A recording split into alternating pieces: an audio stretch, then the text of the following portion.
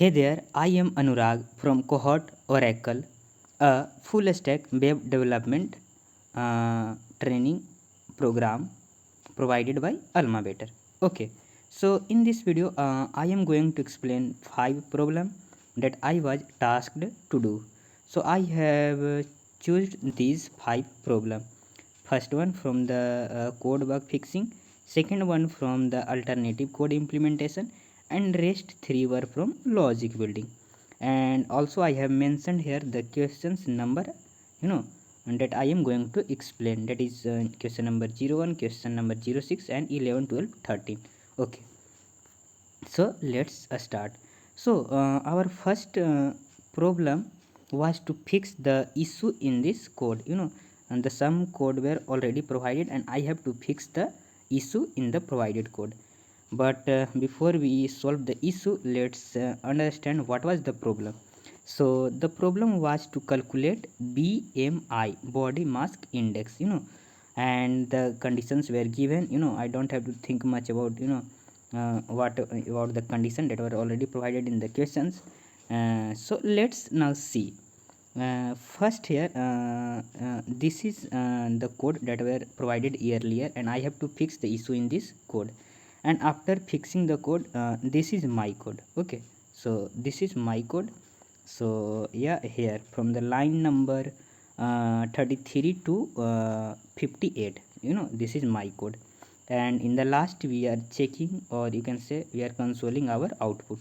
So now let's understand what I have fixed and whatever issue in the code that is provided. So here the calculation of BMI is correct. Basically it is a mathematical formula to calculate BMI, and the condition to check underweight case is also right, but here it is wrong. The condition to check normal weight is wrong here. On the in this code they have used here the or operator, and or operator is doing what? Like if the condition is just greater than 8.5, it will go to the normal weight.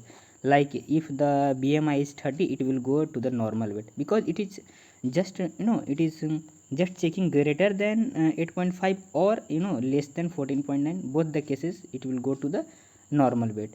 So we have to check it should properly fall between 18.5 to 14.9. So for that I have to use AND operator. Okay, and the same case goes to the condition of overweight. Here I also have to use AND operator. Okay, and if BMI is greater than 29.9, then the condition should be obeys, or even equal to, then it will be obeys. Okay, so now let's see. So in my code, here you can see I have fixed and I have replaced or with and here also I have replaced and with replaced or with and. Okay, and now what I have done something extra is I have added a corner case. Like if the height is less than 0 or weight is less than 0, then on both condition I am returning simple a string. Okay, like height and weight must be positive. And also I have added something extra is this. I am parsing weight and height to number type. Like by chance if user enter, like let's say 56, if it enter as a number type, then our code will work as usual. Like if by chance they enter 56 as a string type, then it will give error. To solve that, I am explicitly parsing it to the number type. Like if height and weight, like if it is in the string format, then it will convert it to the number type. Okay, so this was all about the first question, that was the code bug fixing. And now let's see what something extra I have done. Yeah, this is some notes, like weight should always in kg, height should be in meter, number, what will number do? It will parse into the number type. Formula we have used as one formula, that is BMI, to calculate body mass index. It is a mathematical formula. And also the time and space complexity both are constant. Like you can see our time complexity is not depending on any like value of height and weight. There we are calculating what we are just calculating BMI and then checking our cases. Yeah, and similarly it is just we are just returning a string, so they both are time and space complexity both are constant.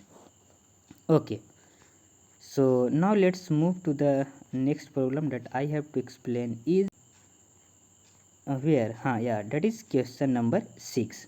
So let's first understand the problem. So in this problem, this is our problem statement, and the solution 1 is already given. I have to write solution 2, that I have, here is my solution 2. And then last we were discussing, I have written some notes about the time complexity and some the predefined function that I used there. Okay, so now let's understand the questions, then solution 1 and then solution 2. So our question is to find the length. Okay, find the length of we have just to find the length of longest word in a string. So let's see, here it is a string, you can see. And first find the longest word. Which is the longest word? Coding is fun with learner. I think learner is longest word here, and then we have to just return the length of learner. Okay, so for that, in solution 1 that were already given, what we were doing there is, first converting the our string into an array. So here it will take a linear time complexity, and also the space complexity will be linear, because here it will be the an array of size of length of sentence. So if the sentence length, if the length of sentence is n, then our array array will be also of length n. So it will depend on the length of sentence. Then what we are doing in solution 1 is just initializing max length with 0, then iterating through the word, means this array, and then calculating each length of each word, and then comparing it with max length. Like if length is greater than max length, then we are updating the maximum length, and in last we are returning max length. So now in second solution I have done the same thing, everything is same, just I have added here for of loop. In previous we are just using simple for loop, and in second solution I have added for of loop. Okay, so and also it was it was the questions to convert the solution 1 into the for of loop, just convert the for convert the solution in for of loop.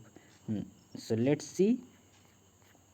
So in second solution what I am doing, doing the same thing, just converting into array by using the split, then same max length initializing with 0, and then just here I have used for of.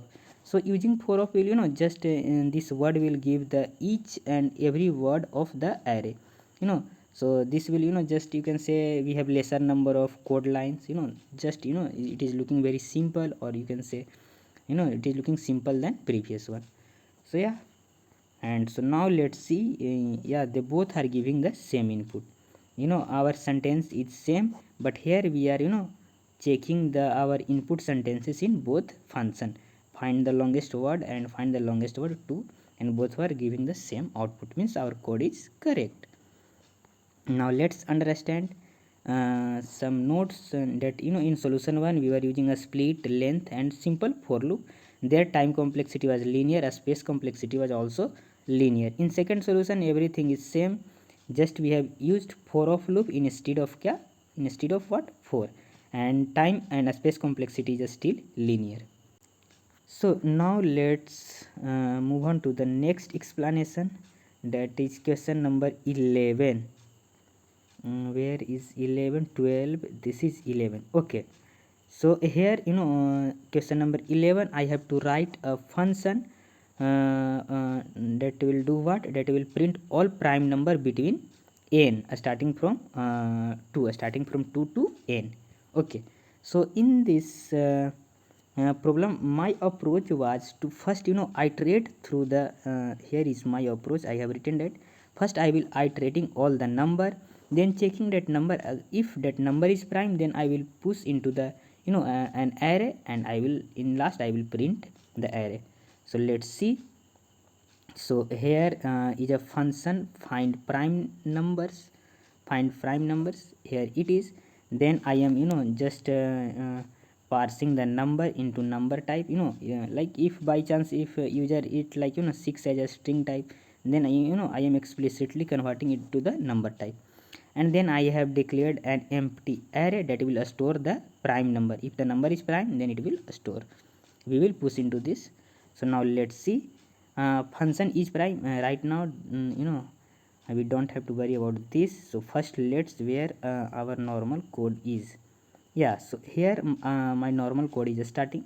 Like if number is less than or equal to 1, then prime number is not possible. Like if number is negative, then prime number is not not possible. If the number is 0, then prime number is not possible. If number is 1, then also prime number is not possible. We are simply returning a string.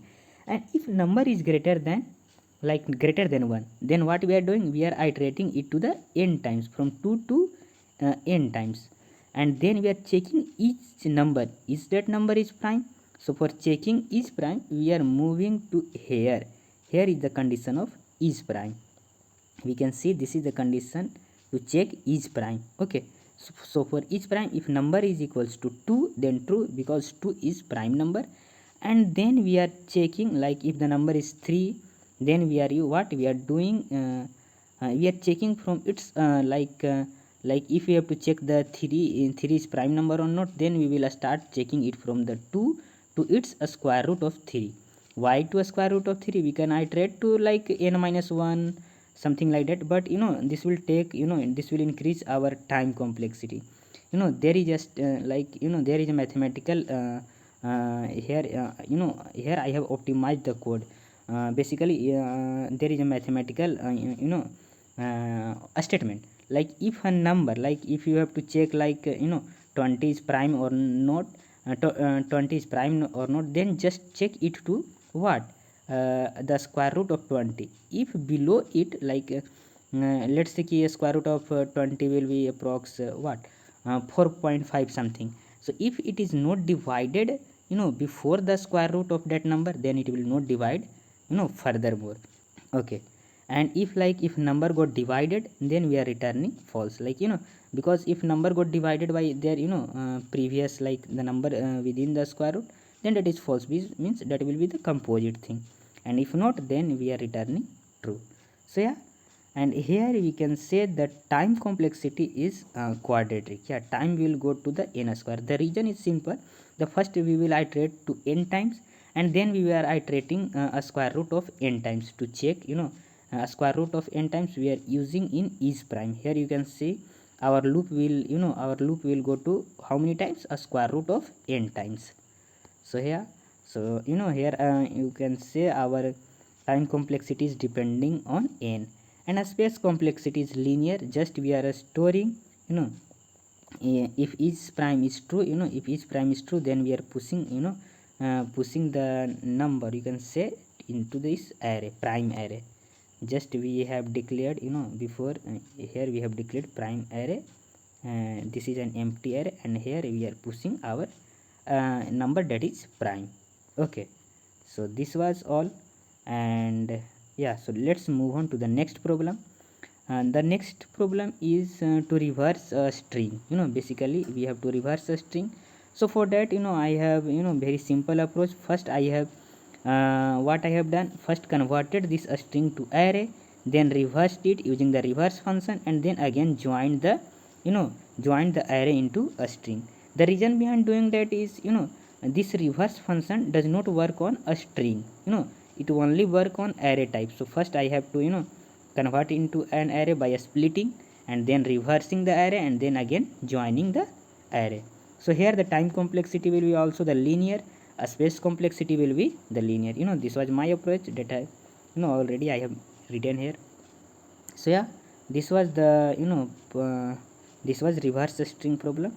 And now one more problem is sign of product. Yeah, this one is interesting one. So basically I have to return the sign of product.